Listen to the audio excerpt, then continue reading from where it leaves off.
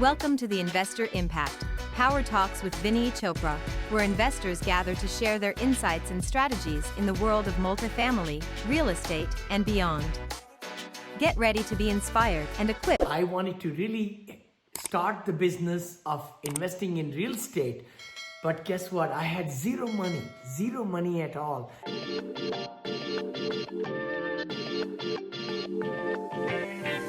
Hey there, this is Vinney Chopra. Actually, I came from India with $7 in my pocket, and I wanted to really start the business of investing in real estate. But guess what? I had zero money at all. To invest in. So that's when I was getting sick and tired of my W-2 job, and I wanted to start working for me so that I can get, financial freedom.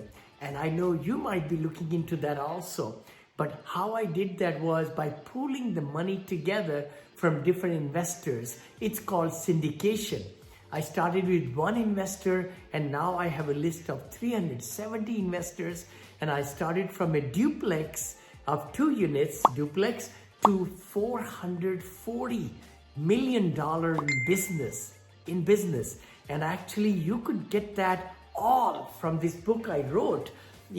This Apartment Syndication Made Easy. You could get a free copy of that by going to vcfreebook.com, and you'll be able to get all the tricks and all the strategies that it took me to be able to go from zero money, literally zero money I had, left my job, and also now able to, do all the syndications and purchase a lot of apartment complexes and things like that. So please click the link below in my bio so that you could get this free book, which is at vcfreebook.com.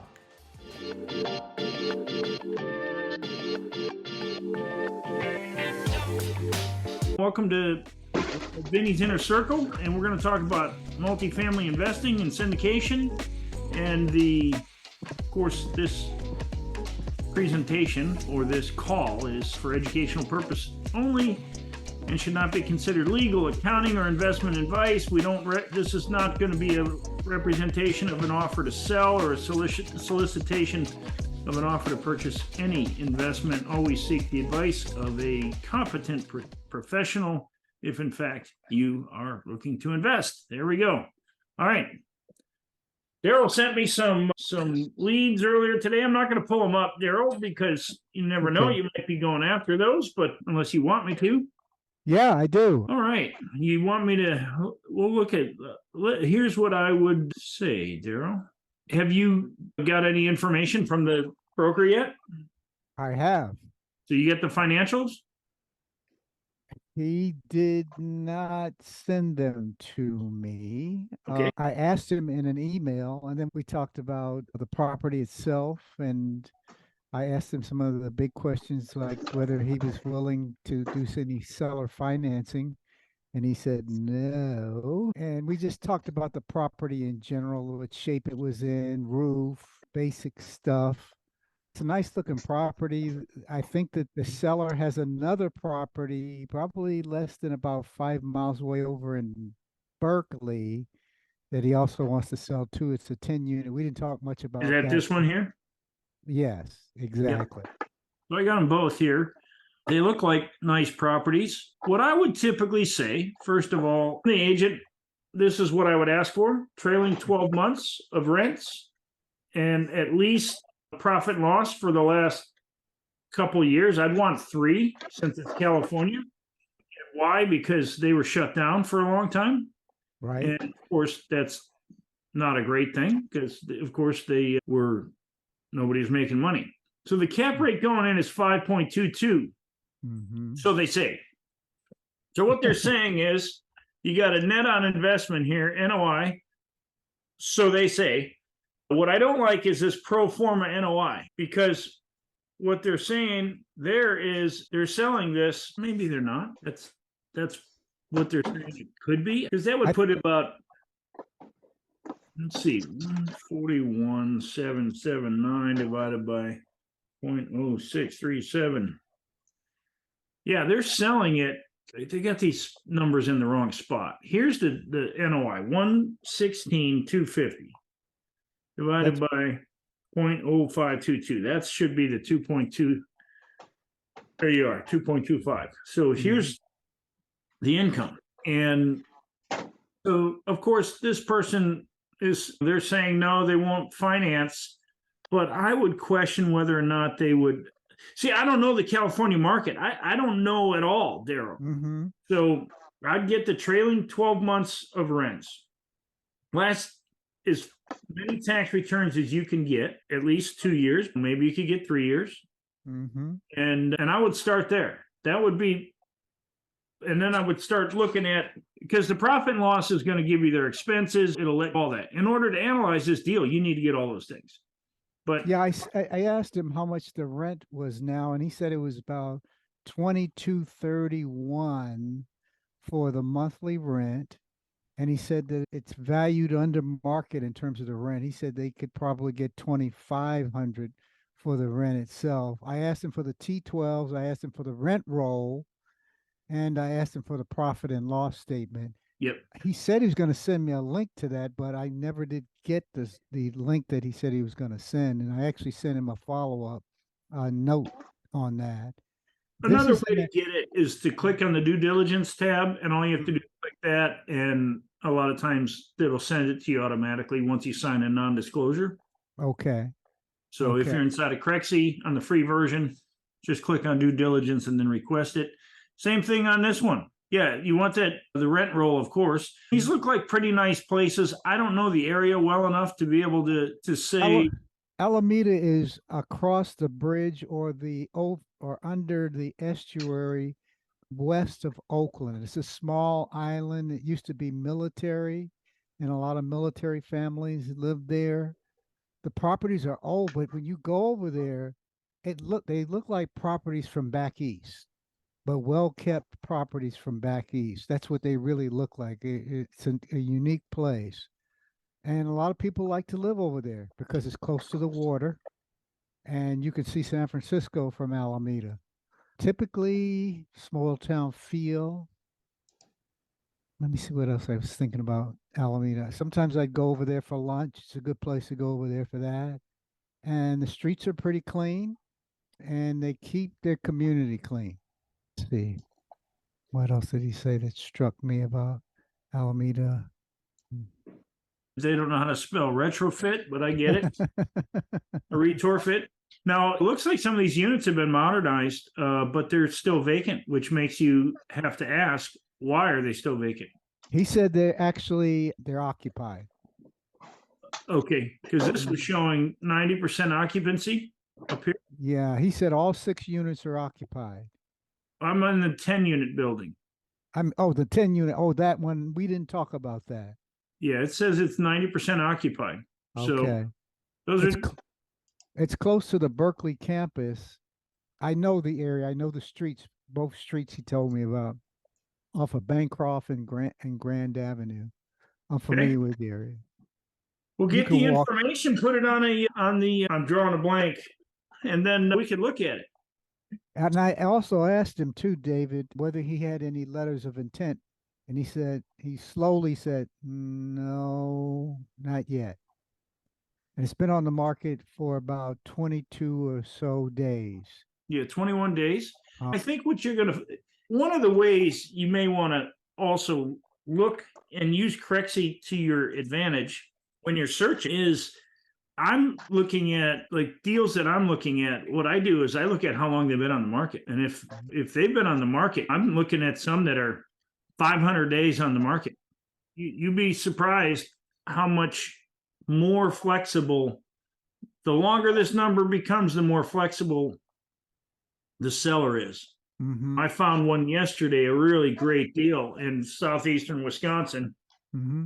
And I was underwriting it today, and I got a text from the broker while I was underwriting it late in the afternoon and said it's under contract. Only been on the market a day. You find a good deal, they're gone. But this one was about half of what anything else was going for.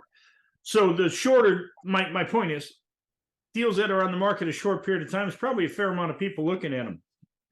in 2021, a lot of the deals never even made it on market because they were bought up before they even got to the market. They were off market, pocket listings, what have you. Hey, Tom, good to see you.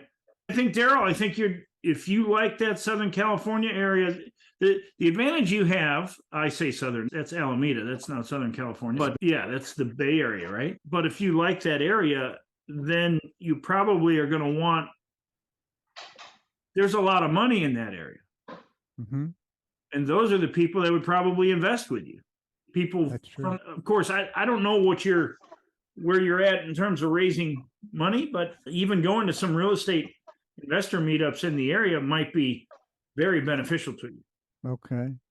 Just go on to meetup.com and look at what's going on for real estate investors. Okay. You live in the Berkeley area, right? Carol lives closer to Berkeley than I do. She lives over in El Cerrito, and Vinney lives closer to me, up the highway, maybe 9 miles or so from me. Okay. Yeah. Good. All right. Tom, what's going on with you? Oh, not too much. Just wanted to check in, see how everyone was doing. Nothing new to report. The Virginia properties that we have, we got some final, not great information from the inspectors, and one random inspector yesterday that we're going to need pretty much everything to the nines for all the conversions. So right now, our next step after that email that we received yesterday is just to go back to the mayor and the city official to say, all right, what can we do together? Because it's one of those things where they're going to have to pony up money. And if they can, great. And then we have to just see what that looks like then for the investors. It's just weird playing with the math. It's just one of those things where like CapEx repair doesn't really change a lot of things. It's just an odd spot to be in. It's when you're not getting the best deal that you would want when it comes to a complete conversion, it always makes things a little challenging, but we're not abandoning it. We're just going to see what we can do with them first and then go from there. Interesting. Your sprinkler, is that what you got to put sprinklers in or full? So the weird thing is, so we initially were trying to get from the city records to see if any of the buildings had proof of firewalls, and they don't. Not that they don't have them. It's just there was nothing, no blueprints, no permits, nothing. So with that being said, I don't know how we could physically prove that they have them or not. And you can't just go into every wall to see if it needs an extra piece of drywall or not. That could price us out in and of itself. But firewalls, sprinklers, egress windows, interconnected smoke alarms, and then fire extinguishers for every single person. It's like to the nines. And it was like one of those things where I'm like, how is that? Like, you have some guy who could care less looking at the existing building code, and where it doesn't have enough information, then he looks at the new build code and said, here's what we're going off of for R2. And you are literally referencing something that is a brand new build, not having to do this. That's where we have to go and just meet with the mayor and the other guy and say, how bad do you need those extra 1,000 units? You made it seem like it was a crisis and it wouldn't be an issue, but it seems like we're going to have an issue here. Yeah, so, especially just sprinklers alone and firewalls, that could be a lot of money. Well, the sprinkler system in and of itself, like it seems like they probably should have enough pressure so we don't need tanks. But for any of those buildings, we're probably at a minimum of 150,000. We could easily go up to 250,000. And when you're doing that just for something that doesn't add value to a building, that's where it gets to be a little bit of an inconvenience. But yeah, that's where we're at right now. We'll figure that out. And it can be even more than 150. I don't know how many square feet your building is, but and I was just thinking even from the smaller one. Just so we had a similar sized building priced out. We had a guy walk it who was pricing out our other one building, and it was around 150,000. Now where things get pricey once again is you start adding on another 6 when you need holding tanks and everything else, and that's where it just takes it through the roof. So the answer is we don't know, but either way, we'll see how bad they want it or not, because it's not like you need, or they especially don't need all of those motels in that one little area. They need housing. So are you going to work with us or not? So Tom, I have a question. I was wondering, with this stabilization that you guys would be doing, would it change the tax profile of the property itself? So it changes taxes in a couple different ways. It changes taxes because it's a different rate for hotels and motels in and of themselves for how the transactions take place. Mm-hmm. But from the building in and of itself, it would just be typical what the purchase price is, and if we're buying it at a higher rate than it was before from an assessment perspective, but the value and everything else, that would be pretty vanilla, whether it was a multifamily or not. But yeah, that's unfortunately we got that information, and the people we were even put in touch with, they added it in a third person. So we had a Zoom call with the previous building inspector, who I guess is on his way out. He brought in his replacement, and then to give the answers we were asking for, which are pretty straightforward, they brought in a third guy who was never even on the table. So Mm. that's how yesterday ended. What do you guys want to cover today? So like, once again, that we never really got to it on the one topic. It kind of went in a different direction, but the only thing that I'm looking to do now with my partner sooner rather than later. So we just filmed a promo to advertise to our friends and families for a webinar, but our webinar, what we've decided on, we were originally going to use a very just generic topic or a very specific topic to get people in, but we've settled back on trying to cut to the chase and actually just doing what we do on an initial one-on-one, going through our deck. And we're going to do that in a webinar, and we setting the stage of, hey, we've got a chance. A lot of you have been following our content now, and we've heard, and we hear through our friends that we have different other people who are watching our stuff. They're interested, saying comments like, oh yeah, we have to see what they're doing, and maybe we can see how we can invest with them. And we're hearing lots of people talk through other people that you want to invest with. That's awesome. And we're going to make it very easy for you to have that first step with us, because we need that first step. These deals will be 506B, so we need you to be able to have multiple touch points with us before you're allowed to invest with us. We're going to go through and just cover who we are and what we do. We've covered that obviously in lots of videos at this point, but we're going to shuck it down to the cob in around 15 minutes so that you can jump in, hear from us. And then those who are interested, we want to set up a call to action after that webinar to have a one-on-one so that we can understand your investment goals, and then you can then have the opportunity then, as we have some deals come through, to evaluate them. And that's what we're planning on doing in the next couple of weeks, just to try to drum up some interest there. So have you made a pitch deck utilizing like one or two of your previous purchases to say, this is like the easiest way to build that rapport and trust? I'm sure you have, but maybe you haven't. This is some of the deals we've done in the past using our own money. We have some deals on the horizon that we're going to do, where we're going to raise money from people that are a little closer to us. We haven't had to raise money in the past. But if we want to purchase more of these great deals, we need more money. What was interesting, I went to a meetup yesterday for lunch, and it was pretty cool. There's about 75 people in the room.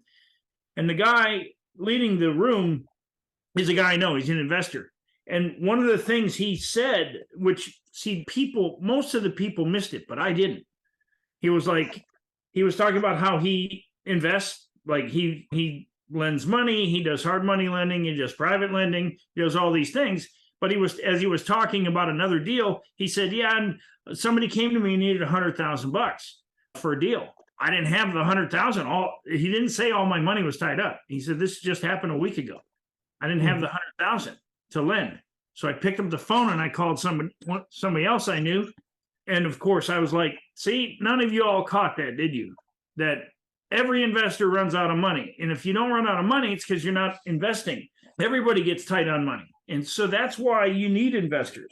And investors need to understand that they can let their money ride in the stock market, but nothing compares long-term to the appreciation and tax benefits of real estate. There's nothing. I've owned businesses my whole life, but nothing gives you the ability to play on house money. So we're like, I'll give you an example. Me and another guy, we've got an accepted offer on a piece of land on a main thoroughfare. And we're going to it'll fit 18 of their warehouse spaces. You know what I'm talking about now? They have the light industrial. It's the #1 asset class in the country right now. Got a garage door, you got a pedestrian door, and you got a 1,500 square foot warehouse. Basically, it's a warehouse with a toilet and a small office. We're not going to build it even with the small office. We're going to build it as a warehouse. Somebody wants to put an office in, they go ahead and put an office in. But so we got the land under contract, all terms. So the seller will finance the land until our value proposition was to the seller was give us basically financing. And then once we'll do all the rezoning. So in other words, we're not even going to make payments to you on the land, but we're going to raise money to build. And so all in on the first building. So there's enough room for 18 units on the property, 18 of these individual units, but we're going to build 6, and those 6, including the cost of the land, will cost us about $400,000. So all in, we're in at $400,000. Once they're cash flowing, it's triple net. And so there's a place about a mile from here on the same thoroughfare that has these, and they're renting at $1,750. So we did our numbers at $1,500 a unit. So if you want to know the numbers, 1,500 units, 6 units, that's $9,000 a month, 12 months. Now remember, it's triple net. That's $108,000 a year. And at a 6 cap rate, that puts our value at $1.8 million. So we're going to be all in at $400,000. So rather than share in a syndication, what we're going to do is we're going to raise that money probably at 15% interest. But there'll be no payments until we refinance. But it'll be from day one, 15% interest, because I don't want to give up 70% of the income, because we can refinance that thing at 70% and go build the other 2 buildings. And when the whole thing's cash flowing, you got a $4.5 million piece of real estate. So you can see why in that case, getting a loan from somebody at a high interest rate is way better. And so I'm creative on the way that I'm looking at the loan, though. Give somebody 15%, so they're like, yeah, now depends on who's putting the money in, but it'll be secured by a first mortgage. So that's the other side of it is, and I met with 2 hard money lenders yesterday. Both of them are interested in coming in on the deal between 12 and 15%. Yeah, and that's it comes down to, we have enough investors, I'll say, that we can grow with right now to do the one-off, to do a handful of deals, but then it kind of expires at that point. That's where I've been trying to tell them, that my partner is like, I know that there's certain deals that we want to be able to do, and possibly do ourselves, and just have some private money or what have you, but it's almost like Hey, Steven, can you push me? Oh, sorry. Yeah, my bad. The wife. No worries. It's all good. But I'm willing to sacrifice the initial even great deal to be able to point to a syndication that we've done successfully, to then scale that dramatically and have more of I'd rather have 50,000 unit type of mentality, getting a much smaller percentage of it, and have an increasing pool and something to point to. But with that being said, though, like with that other group that I belong to, that's one thing where initially, because they've even made the comment where they're not, once again, some of these guys are legit billionaires. So it's like they say, we're not the LP in a deal. Do not come pitching us some deal where we're going to be an LP in a syndication. So it's like, it's like, hey, how can I make you enough money and then end up with the asset at the end? Like, where you don't want to have to, you just want to be able to have a quick exit or whatever. Like, where can we, that's where I told him we could structure deals like that, where we can still end up with it and give them a high interest rate. And that seems to be more appealing for that group.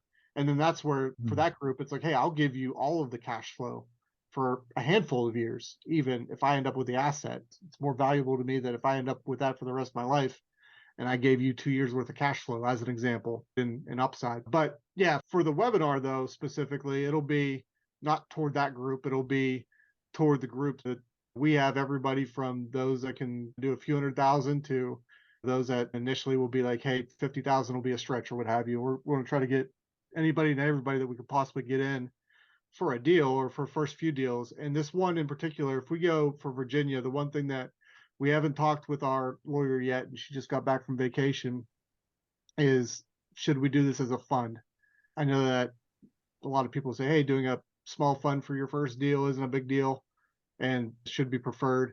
But just running the math, 10 to 15,000 times 3 properties potentially compared to 15,000 for one fund to lock in 3 properties, like that upfront cost is something that we're looking at as well. Interesting. I don't know Carolyn, if it's easier to raise. I think the fund is going to be harder. Vinney has talked about this in the past, that the reason he's able to do funds now, because a fund is technically, we don't have a property, you can invest in the fund, and then when we find this type of asset and this type of return, so the fund is non-deal specific. You can buy 10 deals in the fund. You can buy 100 deals in the fund, whatever the size of the fund is. So that, and I'm not saying that it's not from my experience, because I've never created a fund. I've only watched Vinney go from almost exclusively syndications to now he's got these 2 funds going. And he said part of that is having the experience of having people on your team who've done a syndication with you. Even a joint venture would be put you in a better position than maybe a syndication. Like if, like you said, the billionaire, they don't want to be a limited partner. Why don't you be a joint venture partner? Yeah, and that's where, like I said, we're actually going and meeting with all of them in New York for an event at the beginning of November 8th. So we'll get to meet a lot of these high net worth people. And the biggest question that we're going to have is, what is the best way that we can position one of these deals to you, period? Because some people, it's 2 different levels. You get some of the high level people until you're vetted and not throwing junk over. And then you could be let into where those who have a B in their net worth as well. And that's just one thing where, hey, listen, if you are not interested in a syndication, fair enough. And if we want to do a joint venture, awesome. But I guess the question is, just from an exit perspective, is there ever a way that we can make it more beneficial for you up front, and then we end up with it, kind of thing? We're willing to wait that out a little bit longer than you would be, as an example. Yeah. It's interesting. Raising money is never a dull moment. I will say, though, you're in a part of the country that always seems to have, there's a lot of real estate opportunity. There's real estate opportunity everywhere.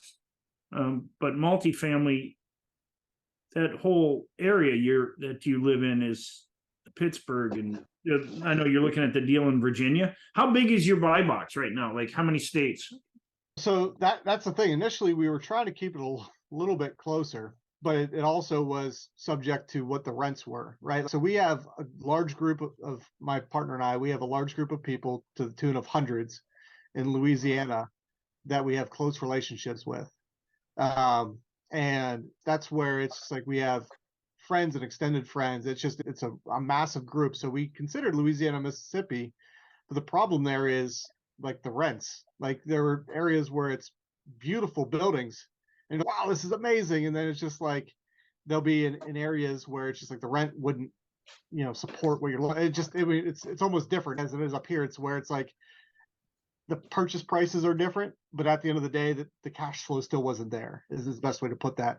We were just trying to look more for areas that would be more in line with what we're trying to do, and then just have the best cash flow available. And that's where, like I said, Virginia was coming of interest because they had higher rents, but they were also showing some purchase prices that were the same as where we were at. So we were trying to stay a little bit local just to be able to satisfy even some of the other people saying, hey, because there are some, like, especially in that group, where it's like, all right, if it's across the country, it's like, how are you getting there? What's your whole map for everything, etc.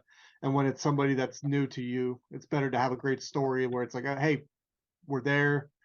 And that's where we're also looking to charter private flights as well, and look for pilots to be able to, that are local, to be able to take us to some of these areas that are even 5 hours away, so that we have that little bit better story there. But everything's still fairly local within, we'll say, 5-6 hours. I will say, though, something I've learned from underwriting over the last couple of years is that it's a lot easier to get a 20% increase on rent if the rent is $800 a month versus the rent being $1,500 a month. Because a rent increase of 20% on an $800 a month is $160. A rent increase on the 1,500 is $300 at 20%. But what are the odds that meaning, yeah, there are two different parts of the two different, complete different areas. Okay. Daryl was just talking about like rents being in the 2,500 range. A 20% increase in that market is going to be $500. That's a big increase, even though it's only 20%, still a big increase in terms of the people who can afford to live there. Now, if you buy apartments, it wasn't too many years ago, most of the rents in apartments were like $600. Literally, I'm looking at places in the Milwaukee area that are $600-700 rents. And I'm like, the reality is with inflation, there's no way those rents can stay that low for very long. Even though I think like areas like Milwaukee, Chicago, New York, New Jersey, all have the same, and even California, all have the same problem. People are terrified that we'd have another COVID.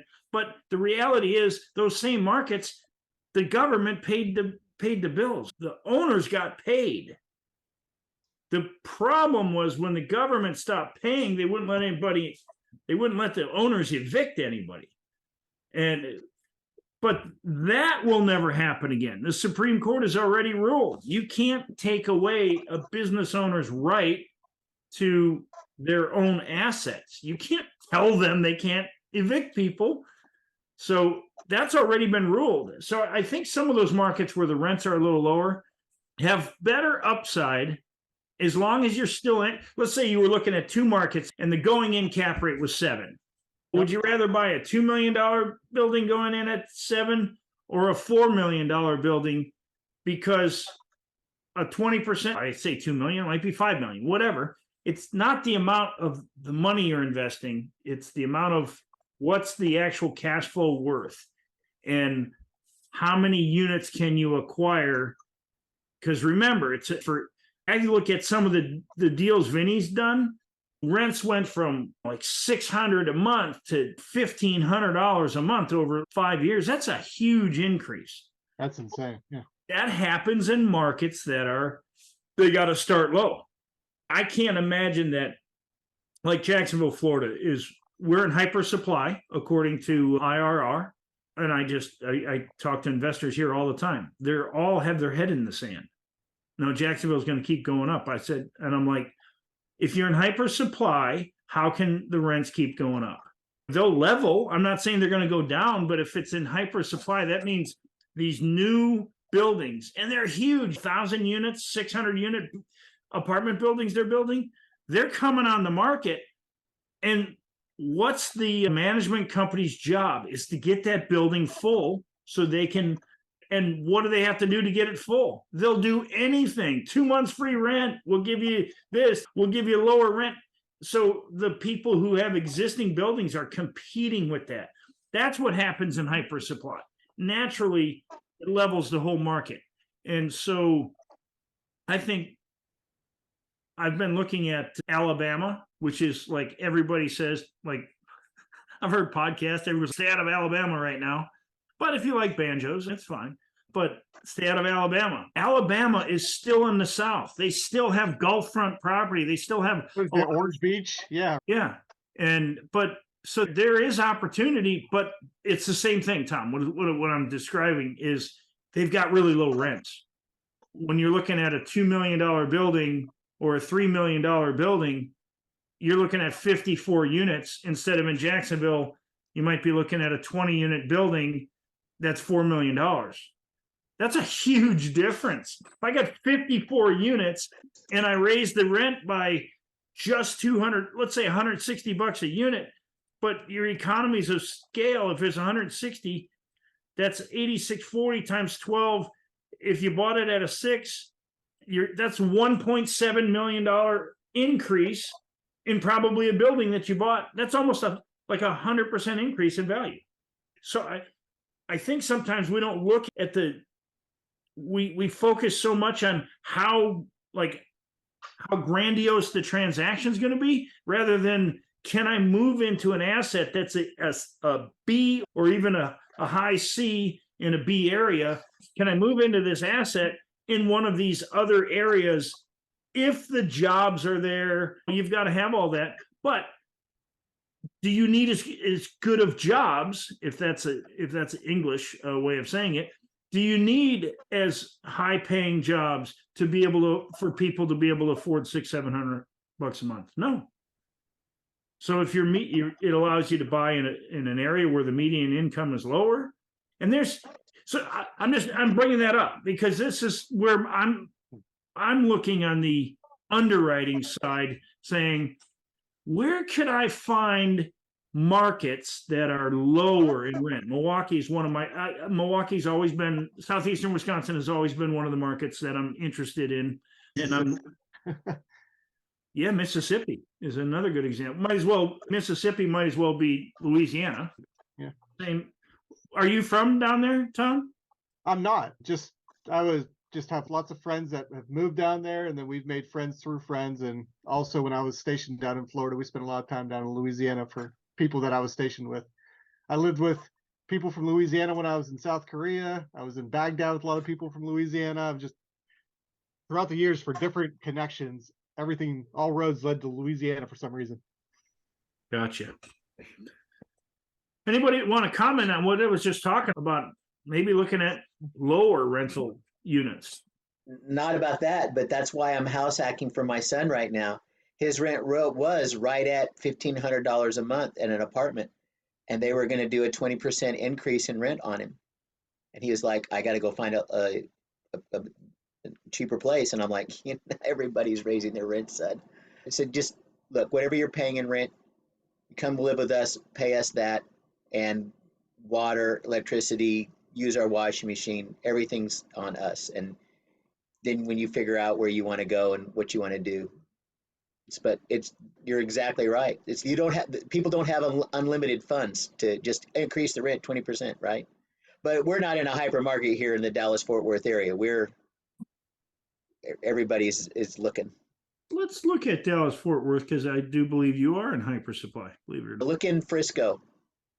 That's where he was. Frisco is growing, but it's also expensive. Less taxes. If you like paying taxes, go to Frisco. They won't disappoint. All right. So these are good discussions, because where's my little Zoom, share my Zoom screen here. I'm looking for Austin. Dallas is at top left, right at fourth one under boys. Fourth one under boys. Yeah, right there. Yeah. So you're still in expansion mode. So you're still doing good. Dallas area. And remember, when it says Dallas, it's the whole area. Yeah. It's the whole area. It's really that whole, like, that region, if you will. They call it, like, Jacksonville is the 11th largest city population-wise in the United States right now. But if you include the outlying areas of Jacksonville, it's 3 times the size. But this is interesting. Dallas is there on the right side expansion, and Fort Worth is on the extreme other side of expansion. That just means there's less units here. So Fort Worth is, of course, this is where you want to buy. You want to buy here, even here, even here. Look, I can tell you that Chicago's on my radar screen. Why? Because it's right here. San Jose, yeah. Daryl, it's in recovery mode. That means that it was down here. Look at Cleveland, look at Oakland. I know a lot of people on if you ever listen to Joe Fairless podcast, I heard. You muted yourself.